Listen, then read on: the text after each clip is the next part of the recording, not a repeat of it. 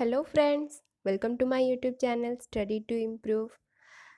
आज हम इस वीडियो में बात करने वाले हैं हमारे न्यू एजुकेशन पॉलिसी 2020 के बारे में। ये जो एजुकेशन पॉलिसी है ये थर्ड रिफॉर्म है हमारे नेशनल एजुकेशन पॉलिसी का और ये लाया गया है डॉक्टर के कस्तूरी रंगन कमेटी के द्वारा। हमारा जो फर्स्ट एजुकेशन रिफॉर्म हुआ था वो 1968 में हुआ था कोठारी कमीशन के द्वारा, और जो सेकेंड रिफॉर्म हुआ था वो 1986 में हुआ था। And after a long period of 34 year अब ये फाइनली रिफॉर्म हुआ है। ये 21st सेंचुरी का फर्स्ट एजुकेशन रिफॉर्म है, फर्स्ट एजुकेशन पॉलिसी है। और इसका जो ड्राफ्ट है वो पिछले साल 31 मई 2019 में पब्लिश हुआ था और फाइनली 2020 में ये इम्प्लीमेंट हो गया है। इस वीडियो में हम ये सारे इम्पोर्टेंट पॉइंट्स के बारे में डिस्कस करने वाले हैं कि ये जो एजुकेशन पॉलिसी है इसका स्कूल एजुकेशन पे क्या इम्पैक्ट पड़ने वाला है, हायर एजुकेशन में क्या इम्पैक्ट पड़ने वाला है, स्किल डेवलपमेंट के बारे में इसमें क्या क्या है, और ये किस तरह से एक कंप्लीट रिवॉल्यूशन साबित हो सकता है, ये किस तरह से एक रिवॉल्यूशनरी स्टेप है हमारे एजुकेशन के लिए। तो चलिए स्टार्ट करते हैं। देखिए, हमें पता है जो हमारा रिसेंट एजुकेशन है इसमें जो स्कूल एजुकेशन था वो 10+2 के फॉर्मेट में था, यानी कि 10 ईयर ऑफ स्कूल फिर 2 ईयर ऑफ सेकेंडरी एजुकेशन हम लेते थे। पर अब वो पैटर्न चेंज होके हो गया है 5+3+3+4 पैटर्न में, यानी कि वो जो 2 स्टेजेस में कंप्लीट होता था अब वो 4 स्टेजेस में डिवाइड किया गया है। क्या क्या है? पहला 5 साल का जो पीरियड है वो 3 से 8 साल के बच्चों के लिए है। जी हाँ, 3 से, यानी कि जो पिछले एजुकेशन में जो मिनिमम एज था एनरोलमेंट के लिए एजुकेशन के लिए जो 6 साल का, वो अब कम कर दिया गया है 3 साल के लिए। यानी कि 3 से 6 साल तक के बच्चे, जिसे हम प्री स्कूल स्टेज भी कहते थे, वो भी अब इंक्लूड होंगे। उसके अलावा 6 से 8 साल यानी कि फर्स्ट एंड सेकेंड क्लास के बच्चे, ये जो 5 ईयर का जो एज ग्रुप हो गया, उन्हें हम फाउंडेशन स्टेज कहेंगे। और इसमें बेसिकली बच्चों को प्ले वे मेथड में और एक्टिविटी बेस्ड मेथड में उन्हें टीचिंग दिया जाएगा उनके मदर टंग या फिर उनके रीजनल लैंग्वेजेस में। फिर जो 3 ईयर का जो पीरियड होगा वो होगा 8 से 11 साल के बच्चों के लिए, जिन्हें प्रिपरेटरी स्टेज कहा जाएगा, जो कि होंगे third fourth and fifth class के बच्चे, उन्हें भी basically activity based method and practical teaching के द्वारा ही उन्हें चीज़ें समझाया जाएंगे।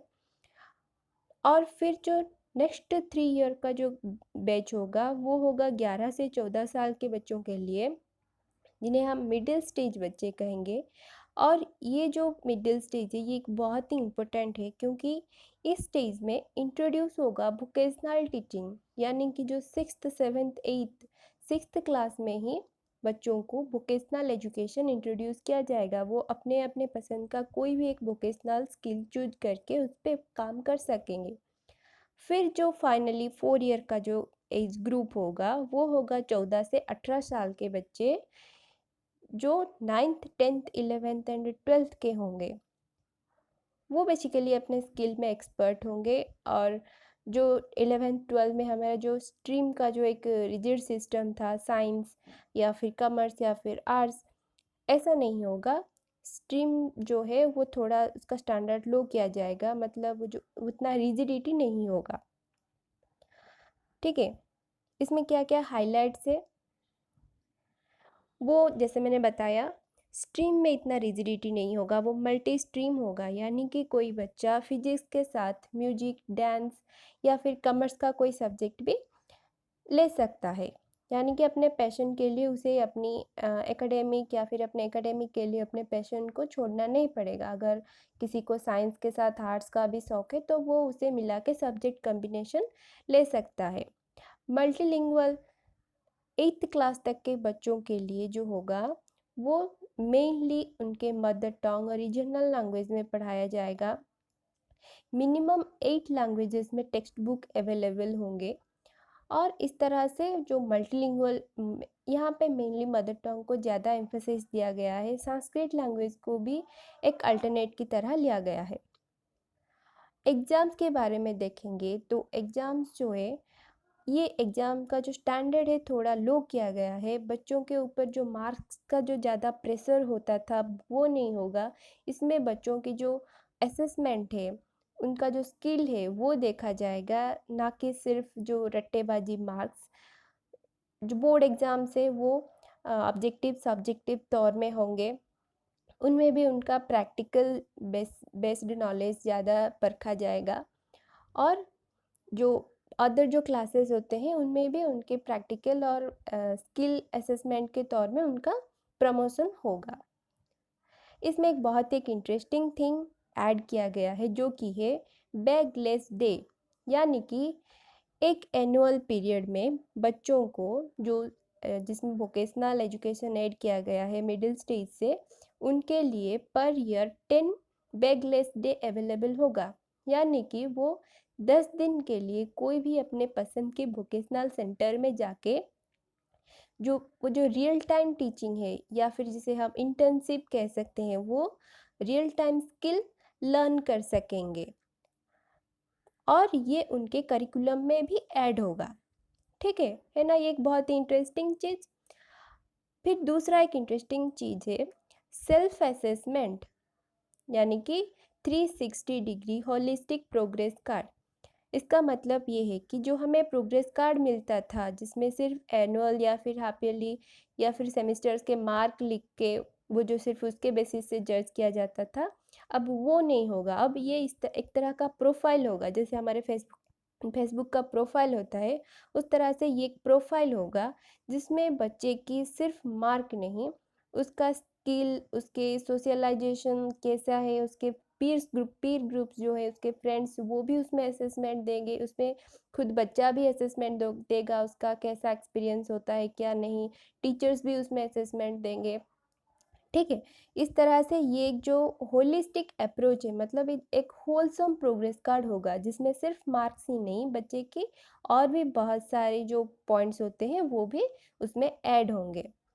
और ये जो प्रोग्रेस कार्ड है, इसमें स्किल डेवलपमेंट में इसका एक बहुत इम्पोर्टेंट रोल है, क्योंकि इसमें ये सारे पॉइंट्स ऐड होंगे कि बच्चे कौन कौन से स्किल अडेप्ट किया और कौन से स्किल में बच्चा एक्सपर्ट हुआ है। यानी कि जब वो स्कूल से बाहर निकलेगा 12th के बाद, वो एक स्किल में, एक ना एक स्किल में ज़रूर एक्सपर्ट होना चाहिए, ऐसा होगा।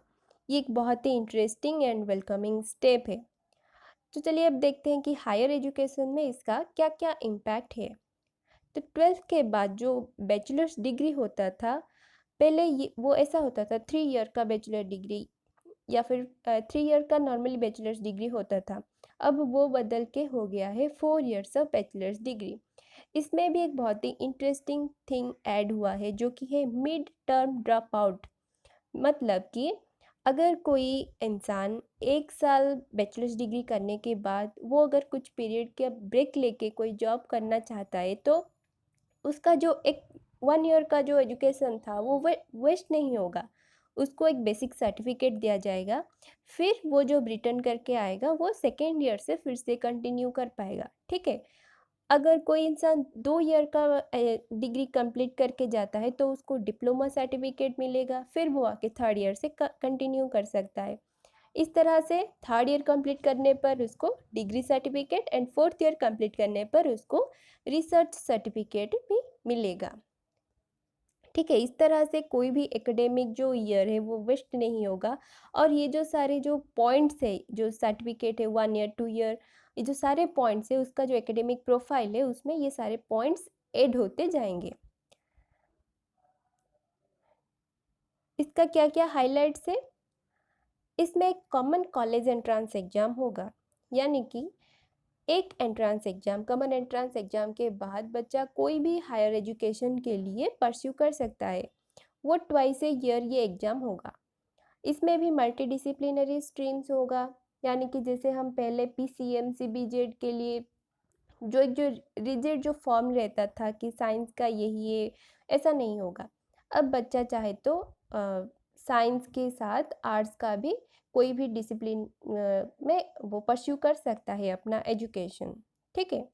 गोइंग ग्लोबल, ये एक बहुत ही इम्पोर्टेंट स्टेप है जिसमें 100 जो इंटरनेशनल कॉलेज है उनका कैंपस को इंडिया में इनवाइट किया गया है, और ये भी एनकरेज किया गया है कि टॉप यूनिवर्सिटीज़ जो है इंडिया का, वो इंटरनेशनल प्लेटफॉर्म अपने अपने अपने यूनिवर्सिटी का ओपन कर सकते हैं। मतलब जो डोर है इंटरनेशनल जो इंटरेक्शन का, वो ओपन हो जाएगा इसमें। और एक इम्पॉर्टेंट थिंग है जो कि है फ़ी कैप। फ़ी कैप मतलब इसमें एक लिमिटेड फ़ी जो है वो डिसाइड किया जाएगा गवर्नमेंट के द्वारा, जिसके ऊपर के कोई भी प्राइवेट हो या फिर गवर्नमेंट हो इंस्टीट्यूशन उसके ऊपर का फ़ी चार्ज नहीं कर सकता, चाहे वो स्कूल का हो या फिर हायर एजुकेशन का हो। ठीक है। और इसमें स्किल डेवलपमेंट के बारे में हमने क्या क्या देखा, इसमें जो न्यू एजुकेशन पॉलिसी है हमारा, इसमें स्किल डेवलपमेंट को ज़्यादा से ज़्यादा एम्फोसिस दिया गया है। जैसे कि हमने देखा कि 6th स्टैंडर्ड में ही वोकेशनल एजुकेशन को इंट्रोड्यूस किया गया है। यानी कि जब कोई बच्चा स्कूल से बाहर निकलेगा, उसका सिर्फ वो जो रट्टेबाज दिमाग नहीं होगा, उसके पास रियल लाइफ को टैकल करने का भी दिमाग होगा। ये एक बहुत ही वेलकमिंग स्टेप है। वो जो रियल टाइम लर्निंग करेगी, इंटर्नशिप, हमारे पास ज़्यादातर इंटर्नशिप करने के लिए जो टाइम नहीं होता था, कोई बच्चा अगर कोई स्किल लर्न करना चाहता था तो उसको एकेडमिक ईयर या लर्निंग वेस्ट करना पड़ता था, पर अब ये नहीं होगा। अब ये एक तरह का करिकुलम बन गया है। इंटर्नशिप जो है वो उसके करिकुलम में पॉइंट की तरह ऐड होगा, वो एक एक्स्ट्रा पॉइंट होगा। वो जब ये जो न्यू एजुकेशन पॉलिसी है, इसमें हर एक बच्चा कोई ना कोई स्किल में एक्सपर्टाइज ज़रूर होगा। वो जब तक स्कूल का एंड होगा या फिर उसका एजुकेशन ख़त्म होगा, वो ऐसा होगा कि वो सिर्फ अपने एजुकेशन के ऊपर डिपेंडेंट नहीं रहेगा, वो जो रियल लाइफ में कोई ना कोई चीज़ करने के लिए वो एबल होगा। वो कुछ ना कुछ स्किल उसके दिमाग में और उसके उसके पास होगा।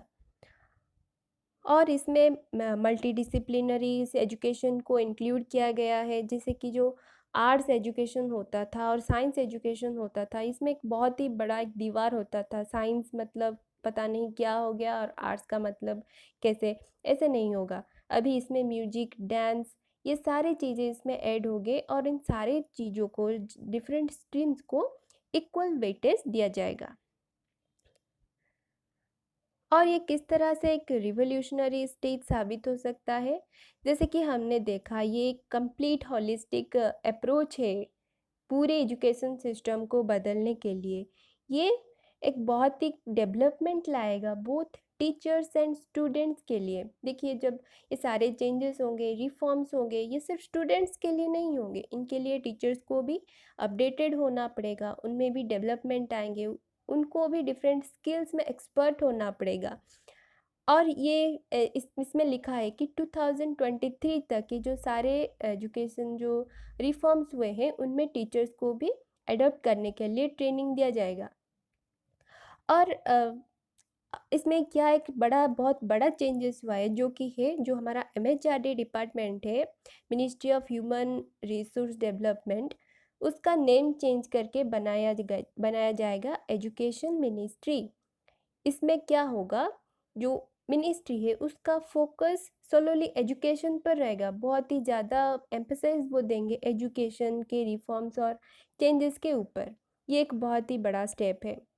और इसमें क्या क्या चेंजेस लाया गया है कि इसमें स्किल डेवलपमेंट के ऊपर ज़्यादा एम्फेसिस दिया गया है रेदर देन रोट लर्निंग। सिर्फ जो रट्टेबाज करके सिर्फ मार्क्स डालने पर ज़्यादा जोर नहीं दिया जाएगा। अब बच्चों को जो रियल स्किल है उसके ऊपर काम करने के लिए एनकरेज किया जाएगा। डिफरेंट डिफरेंट स्ट्रीम्स को जो हमारे एजुकेशन मेन स्ट्रीम एजुकेशन में ऐड होने के लिए उनको भी एनकरेज किया जाएगा। और एक बहुत ही इम्पोर्टेंट स्टेप ये है कि ग्लोबलाइजेशन किया गया है। इंटरनेशनल एंड हमारे जो कॉलेजेस है उनके जो इंटरेक्शन के लिए जो एक डोर ओपन हुआ है, ये एक बहुत ही वेलकमिंग स्टेप है। ठीक है। तो इस तरह से ये जो एजुकेशन सिस्टम है एक बहुत ही क्लेवर कह सकते हैं, जिससे कि हमारा जो फ्यूचर एजुकेशन है वो कंप्लीट चेंज हो जाएगा। जितना लिखा गया है उसका अगर 70 to 80% भी इम्प्लीमेंट हो गया तो भी ये हमारे जो फ्यूचर जनरेशन है, जो हमारा एजुकेशन का जो फेस है, ये कंप्लीटली चेंज कर सकता है। ठीक है, तो गाइस ये रहा आज का वीडियो। अगर आपको अच्छा लगा तो प्लीज़ लाइक एंड सब्सक्राइब कर दीजिए। I hope you learn and enjoyed this video. Thank you.